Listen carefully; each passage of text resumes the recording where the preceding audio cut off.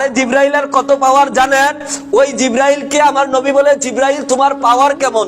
জিব্রাইল কয়, ইয়া রাসূলুল্লাহ, ইয়া হাবিবাল্লাহ, আপনি জানেন আমি জিব্রাইলের দেহটা যদি পা গুলা জমিনের মধ্যে থাকে, মাথাটা আসমানে থাকে, বলেন সুবহানাল্লাহ। আমি জিব্রাইলের এত বড় দেহ চলাফেরা করার জন্য আমি একবার সিদরাতুল মুনতাহা, জিব্রাইলের বাড়ি, আমি সিদরাতুল মুনতাহায় যখন থাকি, আল্লাহ আমাকে হুকুম দেয়, জিব্রাইল অমুক জায়গায় যাও, আমি দৌড়ে যাই। আমার নবী কয়, জিব্রাইল তোমার কি সময় লাগে না? বলতেছে, আল্লাহ সেই যাওয়ার ব্যবস্থা করার জন্য আমাকে 600 নূরের ডানা দিয়েছে, বলেন সুবহানাল্লাহ। সেই 600 নূরের ডানা, এক একটা ডানা যখন জিব্রাইল বাড়ি দেয় 500 বছরের রাস্তা যায়, বলেন সুবহানাল্লাহ। আপনি আমি 500 বছরটা হায়াতি পাই না, 500 বছর যাইতে কতক্ষণ সময়? একটা ডানা যদি বাড়ি দেয় 500 বছরের রাস্তা পর্যন্ত যাওয়া যায়। জিব্রাইলকে আমার নবী প্রশ্ন করে, মুহাব্বতের প্রশ্ন চলতেছে জিব্রাইলের সাথে। আমার নবী জানে কি জানে না জিব্রাইলের খবর? আরে ওই জিব্রাইলের খবরের পূর্বের খবর আমার নবী জানে। তারপরও জিব্রাইলকে বলতেছে, ও জিব্রাইল, খুশি করতেছে, জিব্রাইলের সাথে প্রেমের আলাপ করতেছে। এখন জিব্রাইলের সুনাম বলতে গিয়ে মুস্তফার সামনে খুশি হইতেছে যে আমি আমার সম্পর্কে রসুলকে বর্ণনা দিচ্ছি। এখন বলতেছে, ও জিব্রাইল, তোমার যে 600 ডানা, কখনো কি এমন হয়েছে একটা ডানা যদি বাড়ি দাও তুমি 500 বছরের রাস্তা যাও, বলেন সুবহানাল্লাহ। এমন কি কখনো হয়েছে জিব্রাইল যে তুমি 600 ডানা একসাথে বাড়ি দিছো? একসাথে যদি 600 ডানা বাড়ি দেয়, তাইলে জিব্রাইল কত 100 বছরের রাস্তা যাইতে পারবে? জিব্রাইল ডাক দিয়ে বলে, ইয়া রাসূলুল্লাহ, আমি মাত্র 3 বার এই 600 ডানা বাড়ি দিছি, বলেন সুবহানাল্লাহ।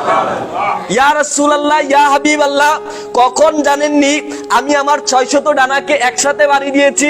সর্বপ্রথম আমি আমার 600 ডানাকে একসাথে বাড়ি দিয়েছি আমার আল্লাহ যখন ইউসুফ নবীকে সৃষ্টি করলো। ইউসুফ নবীর পূর্বে, ইউসুফ নবীকে সৃষ্টি করার পরে যখন তার ভাইয়েরা তাকে কূপের মধ্যে নিক্ষেপ করবে, আল্লাহ ডাক দিল, ও জিব্রাইল, তুমি সিদরাতুল মুনতাহায় বসে থাকতে পারবে না, তোমাকে আমি এক্ষুনি হুকুম দিচ্ছি, আমার ইউসুফ যদি জলের মধ্যে ডুবে মারা যায়, আমার ইউসুফ যদি জলের মধ্যে ডুবে যায়, আমি আল্লাহর মধ্যে একটা ধাক্কা আসবে, জলদি করে যাও। জিব্রাইল বলে, ওই দিন আল্লাহ এত জোরে ধমক দিয়েছে, আমি সাথে সাথে আমার 600 ডানা বাড়ি দিয়ে ইউসুফ নবীকে জলে পড়ার পূর্বেই কোলে নিয়েছি, বলেন সুবহানাল্লাহ। আমার নবী ডাক দিয়ে কয়, ও জিব্রাইল, নাম্বার 2 কোন দিন তোমার 600 ডানাকে তুমি বাড়ি দিয়েছো? ওই দিন জিব্রাইল বলে, ইয়া রাসূলুল্লাহ, 2 নম্বরে ওই দিনটা যেই দিন ইব্রাহিম নবীকে তার সম্প্রদায় আগুনের মধ্যে নিক্ষেপ করবে। আল্লাহ ডাক দিল, যেই ইব্রাহিম আমি আল্লাহর প্রেমে দিওয়ানা হয়েছে, আমি আল্লাহর প্রেমে মাস্তানা হয়েছে, ওই ইব্রাহিম যদি নমরুদের আগুনের ভিতরে জ্বলে, আল্লাহই তো থাকবে। প্রেমিকের জন্য যখন জীবন দেয় বাতিলের কাছে, আল্লাহ এটা সহ্য করতে পারে? আল্লাহ এটা সহ্য করবে না।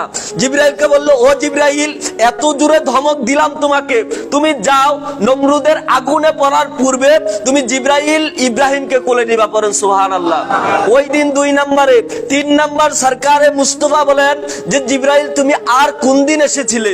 জিব্রাইল বলে, ইয়া রাসূলুল্লাহ, ওই দিন আমি এত ভয় পেয়েছিলাম, আল্লাহ এত জোরে ধমক দিয়েছিল, আপনি যখন উহুদের ময়দানে কাফেররা যখন আপনাকে আঘাত করলো, আপনার দন্ত মুবারক যখন শহীদ হয়ে গেল, ও মুস্তাফা, আপনার শরীর থেকে যখন রক্ত মুবারক গুলা বেয়ে বেয়ে পড়তেছে, সিদ্দিকে আকবর যখন আপনাকে নিয়ে হয়রান পেরেশান হয়ে গেছে, ওই সময় আল্লাহ আমাকে ধমক দিল, জিব্রাইল যা, আমার বন্ধুর 1 ফোঁটা রক্ত মুবারক যদি জমিনের মধ্যে পড়ে, এই জমিনের মধ্যে কোনোদিন আবাদ হবে না।